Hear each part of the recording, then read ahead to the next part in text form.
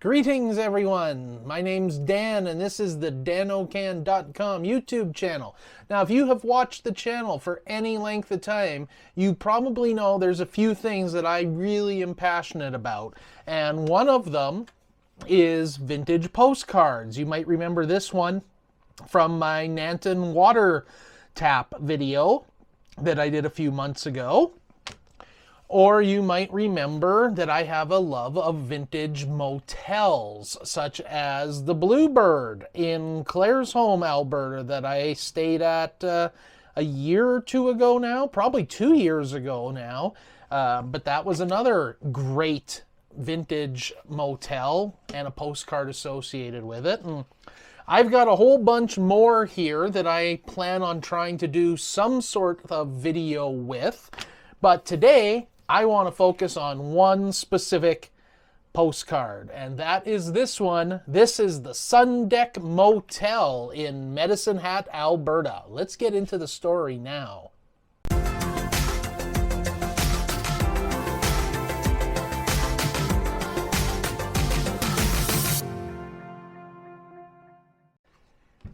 So a little bit of background here. I have never stayed at the Sundeck Motel. I have driven by it before. I don't actually have any pictures that I've taken of it, but it is in Medicine Hat, Alberta, and this postcard is one that I picked up online. And I'm going to do this video in two distinct parts. The first thing I want to do is kind of look at the front of the postcard and the motel building itself, and see what we can discover about its history.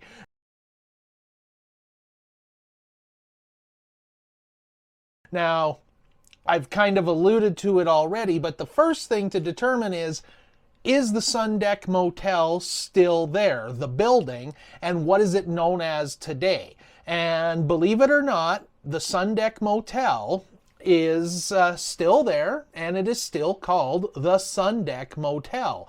Now, when you look at this current image taken from Google Street View, you can see that there have been some significant changes to the motel. Primarily the addition of a second story, where before it was only a single story, there's now been a second one added on top. But many of the unique little architectural details are still there and still in place. We can see the overhang here in the front. It's been modified a bit. It's no longer a solid brick, but is now more open. The deck remains in place, although the railing has changed a bit. But if you look close, it looks like this little portion of the railing here actually looks like it could be from the original deck. It has that exact same style, so I can't prove that, but it certainly looks like it may have been salvaged from the original deck. This little portion here along the side has been added in and is new since the original postcard was photographed, or the photograph for the postcard was taken, and this stairwell has been added. But overall, you can still see the bones of the original motel in this updated image. A little more detail, you can see where the original two-level roof line was. That little indentation, if you will, is still in place in the current building, and the pattern of windows and doors has remained remarkably similar. In fact, a lot of these windows still have the exact same configuration they did at the time the postcard was taken. So let's talk about the era of the motel. When was this postcard created? My initial clue to the age of the motel is actually from the back of the postcard, which I haven't shown you yet because that's going to be the second part of this video. But the postcard is dated 1966, July the 2nd, 1966. So we know the motel was obviously in place in 1966. So let's go back and see if we can figure out when it was first built or constructed. And using the online Medicine Hat phone directory archives, I was able to determine that if we go back as far as 1962, we will see the Sundeck Motel listed here in the directory. And there it is right there between Sunburst Ceramics and Sunmet Auto. So it's there in 1962. Let's go back a year to 1961. And there it is, no Sundeck Motel. So we know the motel was constructed sometime around 1961 and was obviously open by the time the directory came out in 1962. So that puts the motel at almost exactly, which I guess means almost, 60 years old. 60 years, still in the same spot, still operating under the exact same name. That is really remarkable, I think, for these old motels. So one more look, this time from Google Maps and the satellite view. You can see that the hotel is arranged in a U-shaped configuration.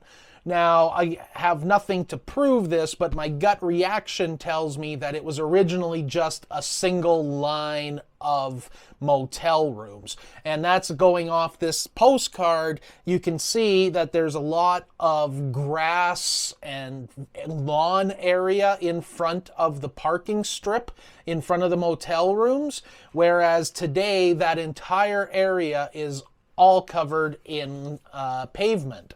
So I know these postcards can be doctored a bit and edited to make them look better, but I would suspect that this is real grass from that era and that it was just a single line. Because that second deck or second floor has been added to the motel, I can't really use the roof line as any sort of clues because it's been completely reconstructed since the motel was originally opened.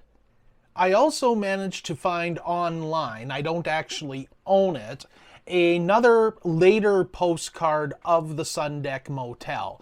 And based on the design and the style of the cars shown in the postcard, I would date this probably to the mid to late 1970s.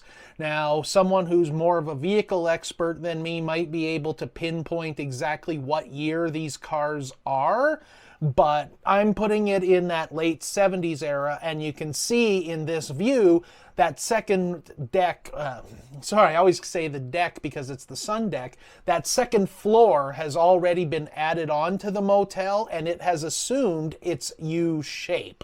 So again, I'm speculating about the U shape of the motel, but that's kind of interesting, I think it's interesting background of the building itself. But where the real interest for me came was when I got to the back of this postcard.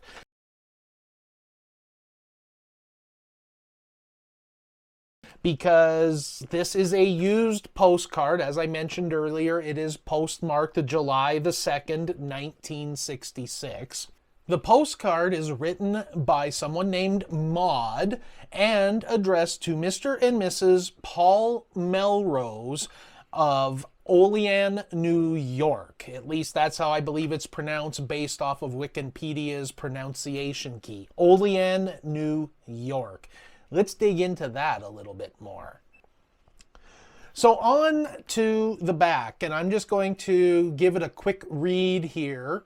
So the description is the Sundeck Motel, located at the junction of the Trans-Canada and Number 3 highways, free TV, radio, individual coffee, telephone service, with and without light housekeeping. And they had both AAA and CAA certifications at that time. And the postcard as written out by Maude. And you'll have to forgive me if I stumble over some of the handwriting. So it's Saturday, July the 2nd, and then using the postmark on it, I was able to determine it's 1966. Hi, Well, we are on our way. Started Tuesday morning, 2,150 miles. Tomorrow on to Lake Louise. We hope to be in Alaska by next week. Don't know how long we'll be there. Hope to get to Bellingham. A little, Maude. Now, this last part, a little, and then I can't tell if that's supposed to be a colon, and then her signature Maude. I don't know if she was trying to write more there and ran out of space and just decided to cut herself off, or if a little is some sort of sign off that people used to use, or maybe it's even a little bit of an in-joke between Maude and the Melroses. I honestly don't know what was happening there, but nevertheless, it's quite interesting. There's a lot of context we can glean from that, couple paragraphs of writing. One of the first things I wanted to check was roughly how far Google Maps says it would be from Olean, New York to Medicine Hat and the Sundeck Motel. So according to Google Maps, Olean, New York to Medicine Hat is around 2,000 miles, depending on exactly which route you take. So it's quite plausible based on their description of driving 2,150 miles that Maude, I don't have a last name for Maude, but Maude may very well have been a friend or a neighbor of, or perhaps a relative of Mr. and Mrs. Paul Melrose. And based on that distance, I'm thinking they probably lived in fairly close proximity to each other. We know they were on their way to Alaska. So going, if they lived anywhere further west of Medicine Hat, you wouldn't really go through Medicine Hat to get to Alaska. If they were coming from the south, 2,150 miles would put them really far south. So that doesn't really seem plausible either. Obviously, north isn't an option. So I'm assuming they were coming from the east and probably coming from somewhere close to Olean, New York. That's, like I said, I'm speculating, but this is all I have to go with. So digging a little further into the map of Olean, New York, I know from the postcard that the Melroses lived on North Berry Street. And if we bring up the map of Olean, New York, North Berry Street is only a couple blocks long. It's not a very long street. So even though there is no house number on the back of this postcard, we still have a pretty good idea of the exact area that the Melroses were living in 1966 when this postcard was mailed to them. So here's the street view from the north end of Berry Street looking south, and there are still a few houses along this stretch of road. Now I'm going to assume that over the last 50 some years, some houses have been torn down. These look to be fairly old houses, so a lot of these were probably here at the time the Melroses were living on Berry Street. Now here's a view from the more southern end of Berry Street looking to the west, and again there's still some houses there. So this was a fairly residential neighborhood, probably more so back in the 60s than it is even today. But somewhere along this stretch is where the Melroses were living when this postcard was sent to them all those years ago from Medicine Hat. So with a quick internet search of Paul Melrose and Olean, New York, I uncovered his site on Find a Grave. So here we have the grave of Mr. Paul Melrose, the recipient of this postcard. We can see he was born in 1900 and died in 1969. So at the time that he received this postcard, he had less than 3 years to live. He would pass away at the age of 68 in 1969. We also get our first look at his wife's name, Bessie. So we have Bessie Melrose appears. Her original maiden name was Bessie Kent, and she was born 3 years after him and lived a significantly longer life than he did. Now, maybe they had some children who are still kicking around the New York area. I don't know.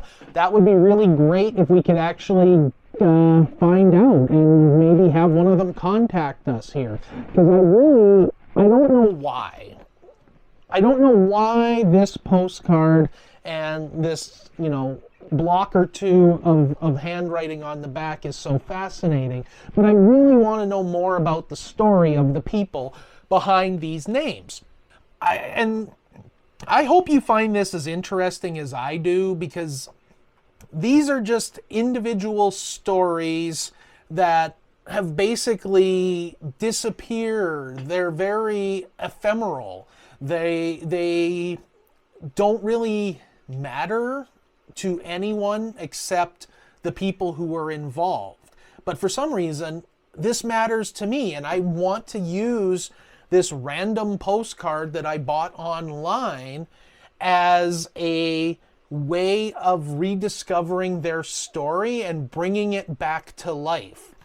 I'm trying to piece together what I can. I'm operating under the assumption that they were probably similar in age. So the Maude that wrote this postcard was probably in her mid to late 60s in 1966. I do know that they were on their way from Medicine Hat to Lake Louise. The postmark on the back of the postcard indicates that they obviously stopped in Calgary at some point to send the postcard. I wonder, did she write it on the Saturday, July the 2nd, sitting in their motel room before they left for the day? Did they only travel as far as Calgary that day and then stop and write out this postcard from wherever they stayed in Calgary? There's so many little stories that I know we'll never fully understand, but I just would like to know more about them. I mean, this must have been an exciting trip for them. Traveling from what I'm assuming is somewhere in the eastern U.S., probably in the New York area, New York State, on their way to Alaska in 1966. I mean, Alaska, to make that drive today is an epic road trip. To do it 60 years ago is even more amazing. And I think the history of that trip deserves to be remembered, and I just don't know how else to bring it back to life. They were staying at the Sun Dek Motel. It was a relatively new motel. It had only been opened for about 4 or 5 years at the time that they stayed there. So it would have been still quite new, quite shiny, right there at the intersection of the Trans-Canada and Highway 3, like right at the heart of Medicine Hat in the 1960s. And it's just such an amazing journey, and I want to bring it back to life for them. So I don't know where to go from here other than to throw it out to the internet. It's another one, kind of like the first Coaldale fire truck. It's another one of those DanOCan unsolved mysteries. Who was Maude? Who really were Paul and Bessie Melrose? Are there any relatives still kicking out there who might have some information, maybe some old photo albums from this trip? I mean, this was a major trip for them. I'm assuming that Maude, and I'm going to go out on a limb and assume she was traveling with her husband at the time. Do they, I'm assuming they were retired. They talk about making the trip to Alaska and not being sure how long they'll stay there. So obviously they weren't traveling with a very fixed schedule. And then to be making that trip south to Bellingham, Washington. I mean, this was an epic road trip. And I'm sure that this trip is probably still talked about by their descendants to this day. Okay, I'm just rambling at this point, and hopefully you're still watching and still as engaged. I highly doubt anyone will be as engaged in this story as I am, but I want to know, and I want your help in finding it. So if you have any insight into who Maude was and who Paul and Bessie Melrose were, I would love to know. Please comment, tell me what you think, and do you find this stuff as interesting as I do? I mean, like I said, I have, tons of postcards here of vintage motels from around the area, and I can do all sorts of videos about the motels and the buildings themselves and what became of them. But the fact that this one is written out just gives it a personal connection that I think takes it to a completely different level. I don't know. Maybe I'm crazy. Maybe we haven't been out on the road very much lately. You'll notice there hasn't been really any uploads to this channel since our Manitoba trip. So maybe I'm going a little bit stir crazy because we've been home for so many weeks and haven't been going out on adventures, but I love this story. I hope you love this story. I hope you will continue to watch the channel. I hope you'll consider subscribing. I always hate to ask because you know what? You know how YouTube works, but it really does make a difference, especially when you have a small channel like us. So thank you so much, and I'm looking forward to hearing your comments.